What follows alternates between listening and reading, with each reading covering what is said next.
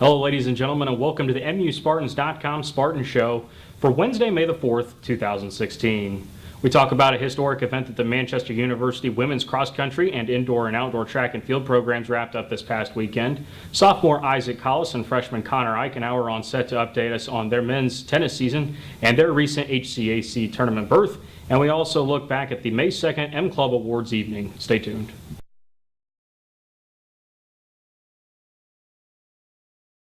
Gentlemen, first, congratulations on earning a second straight bid to the HCAC tournament. Isaac, we've talked before on the show about how important last year was to kind of get over the hump in regards to making the tournament field. What does this year add to that? Well, this is our second year in a row we've made the tournament. It wasn't as impressive as we figured it'd be because of the whole Anderson situation where we didn't get to play them. But it feels good to actually make the tournament. I wasn't here in previous years to not make the tournament at all. But to play that one last conference tourney, it apparently is a big deal, and I'm glad to be a part of it.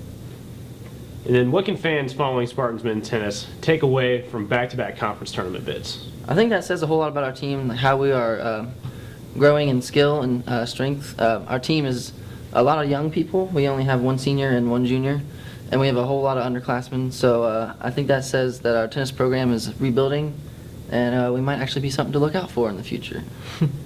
All right. Now, Connor, go ahead and run us through the last couple of weeks for the team. What have been some of the biggest highlights individually and team-wise? Well, I think our momentum really started last weekend when we traveled to Transylvania and Earlham. And even though we went away with 2 losses, we really played well, I think, both as a team, and there were a lot of great individual performances.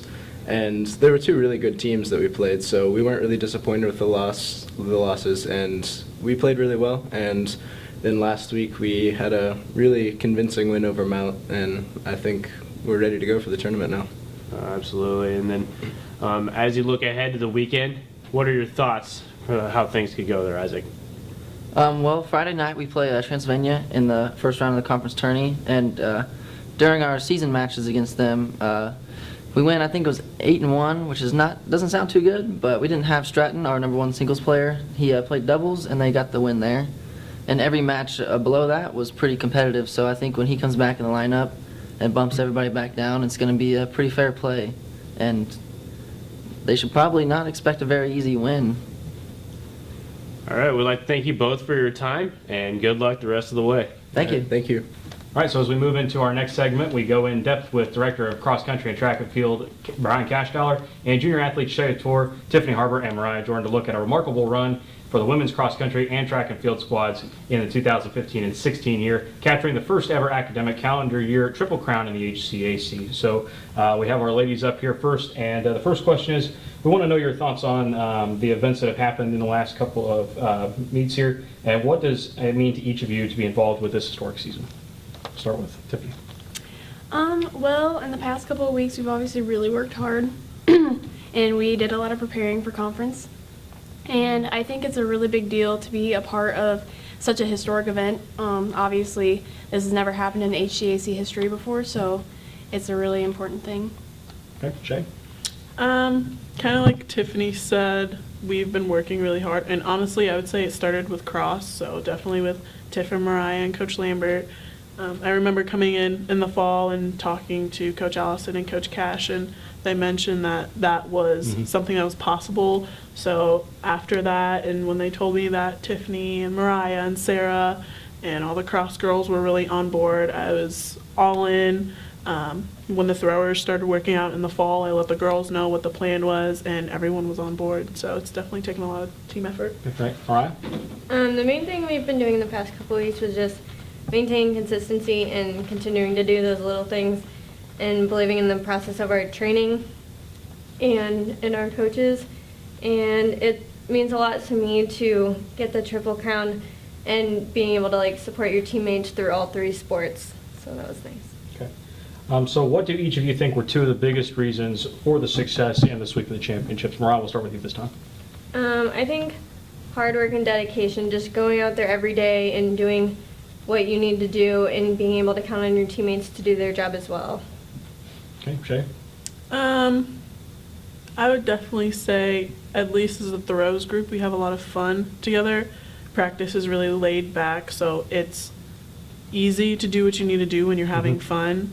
and definitely believing in our training. I would say as a throws group from my freshman year to where we are now, it's a completely different program. So believing in the training and having fun. Okay, Tiffany? Well, I'd say that nobody ever achieves anything alone. So not only was it the dedication and the hard work of the athletes, but it was also for the part of the coaches, all of the athletic staff, everyone here. It was a really big part for them too.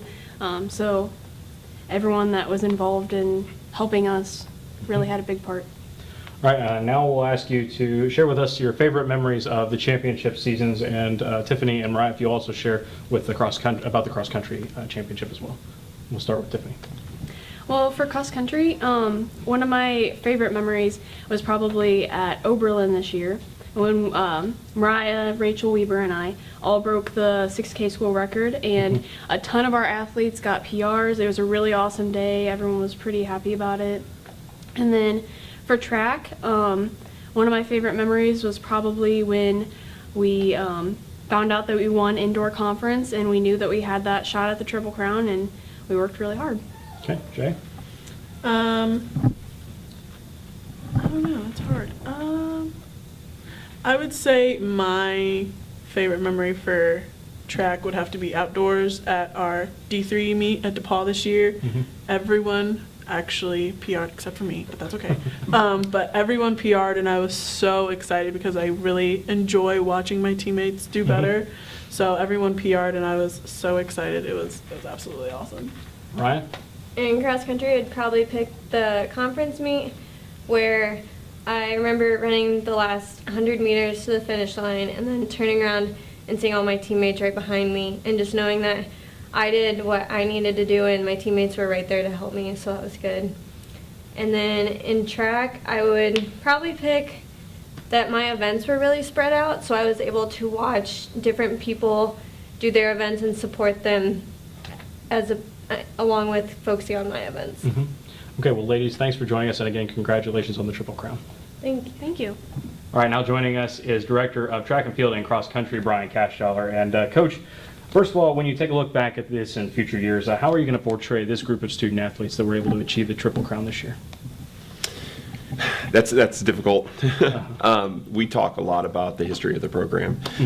One of the things that we do before every championship is we pass out, we have these little temporary tattoos. And typically when I pass those out, I also put up on the blackboard or something like that what these tattoos represent in terms of accolades. And then we talk more in depth about the types of people that they represent. So in terms of creating a program with sustainability, and we've been very fortunate since the 2008-2009 school year, we've won at least one championship through the three sports every year. And I think that this is one more thing that we can add to that list to create pride, to create the little extra effort, because that's what it takes to be successful. You have to have something pushing you more than just yourself. And so these women and men that accomplished some great things this year, that'll add to that list, and hopefully it'll push that next team to hopefully achieve even more, which would be awesome. That's excellent. And as a coaching staff, what will be the biggest benefits for you as a coaching staff moving forward with this type of history for the program? You know, it always makes recruiting a little bit easier.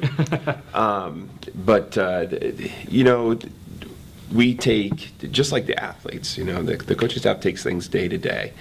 We know that we can't get to the end result without focusing on what we're doing at that moment, whether that be working with a student in academics or working with them athletically, or trying to recruit the next Shay, Mariah, or Tiffany to the program. So we do the same things that the athletes do, and that focus on what we can control at that moment and try to improve upon that. Okay. And then final question, we do want to talk about the men's outdoor track and field team too.